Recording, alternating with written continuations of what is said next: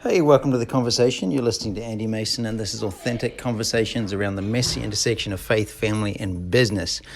And this is a quick recording podcast in between Christmas and New Year's to let you know about the one thing that we're focused on and why this is going to be short, and a couple of insights into the Mason family of what we've been doing over this break and what I'm learning.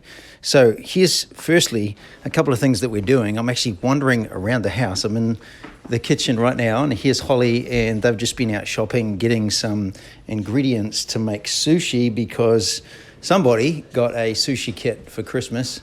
And Emily was upstairs. She's studying. She's got LSAT, is that what you call it? LSAT, so some legal law school application training. Yeah, SAT for law schools. Yeah, so something that I probably shouldn't be worried about, and I just made her a coffee because that's about as much of my contribution that can take place. And Ben is in the dining room on the table, and there's this cool felt mat that Hannah gave us for Christmas, and him and now Janine, my wife, is now sitting at the table, and there's a 3,000 piece Where's Waldo puzzle that they are starting to put together. A little bit overwhelmed by how big it is. So if any of you geniuses, perhaps come and give us a hand. And I'm looking, and there's this massive stack of games that we got given, or that kind of did the rounds. There's a hilarious one called Florida Man, which is a party game. It's kind of a little bit edgy, depending on how you can answer that one. There is a game that we have loved, so don't recommend that one if you're a little bit edgy on that sort of stuff. But here's a couple ones that are phenomenally fun if you're a games person. One's called Chunky Monkey Business, the wild fill-in-the-blank game. Another one is Hit List. These are fun, easy, quick. And then there's another one called Posing Pandas, which is super fun as well. There's also another one we've been playing called, is it Anomia? Yeah, don't get that one. I don't like that. That's really hard. Only because I lose, and we are slightly competitive. And there's another one called Articulate. We've been playing all these different games as a family. There's still a couple we haven't touched on. But the point is, we've been spending a whole heap of time together. Oh, herd mentality. That's another really, really cool one that we've enjoyed playing together. And in between that, we've been taking dogs for walks. We've been eating food. We made gingerbread houses with real gingerbread. So they made the gingerbread from scratch. Holly did that, and then we put them together and decorate them. They're kind of messy, but they taste really good. And we've been doing that, and I mentioned going for walks. And Christmas Day for us looked like getting up and then doing stockings together, which is just full of stuff that's kind of mostly, we were in New Zealand recently, so it's mostly full of New Zealand candy because, you can't get that in the States. It's something extra special. Sort of fun little toys and knickknacks, and it's just kind of cheaper things. It's just really having fun and celebrating one another. Then we went to church and we got to worship together.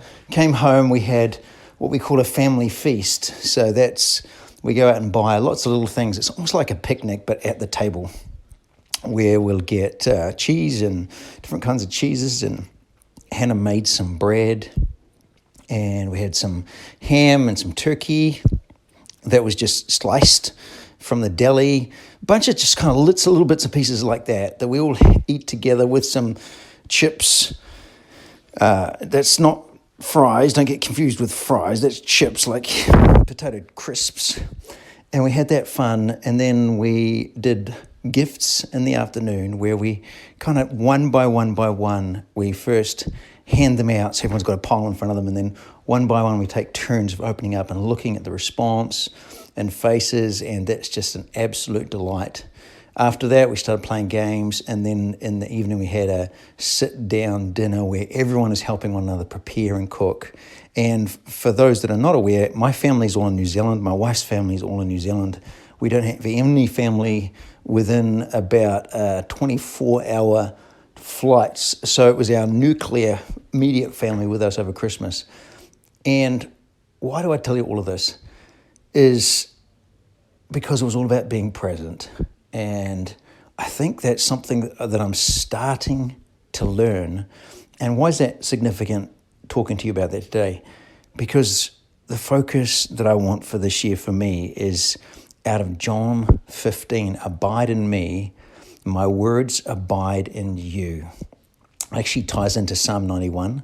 He who dwells in the secret place of the Most High will rest under the shadow of the Almighty. It ties into a bunch of other scriptures, but here's the point. I've been looking at that word abide. It means to remain. It means to dwell, but it also means to be present, to be fully present. Be fully present with God in all that you're doing. Allow His word to be fully present with you, and then you'll never be barren or never be unfruitful in your walk with Him and your walk with people. I know it's easy to do that if you just solely do that with God or solely do that with people, but He's calling you to do both, is be present on earth with the people around you, in your workplace, in your community, in your city, in your sports teams. Be present with those people, engaged, focused in the moment, and also fully present with God.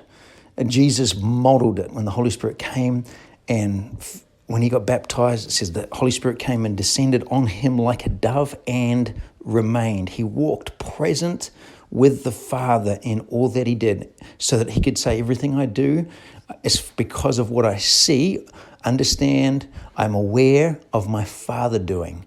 That's what I do. And He's fully present with the people around Him. He knew where He's going, knew where He came from, but He's fully present with the people around Him. So for you, I want to jokingly title this, why are you listening to this? Because it's Christmas break. It's about family. It's about friends. It's about connection. It's about being still. It's about remembering and reflecting. And so that's why this is quicker, because I want to show how we're doing that as a family, learning to be present, learning to drag somebody who is napping off the couch into a family game. You can nap later, but right now we're playing a game together and we're doing it as a family. We're going to go 10-pin bowling tomorrow, and the day after that we're going to go some kart racing. Most of the time it's hanging out, eating, talking, laughing, being loud, having disagreements, but disagreeing agreeably eventually. But the most important thing is learning to abide, remain, be fully present with my family, be fully present with God. As I look and plan the future, am I being present with Him and letting His word be present with me? So I bless you with that. I trust you take some time over these few days that you would plan, prepare for the year, be fully present with God, and even commit yourself to say, Lord, I want to grow in my awareness of you this year, abiding with you, that your word would abide in me, that I would remain. I'd be found present with you and also found present with the people, aware of the pain, the hurt, the difficulty, the challenge, the joy, the laughter, the tears, fully present in all of it. I bless you. Have a wonderful, wonderful new year, and I will see you in 2023.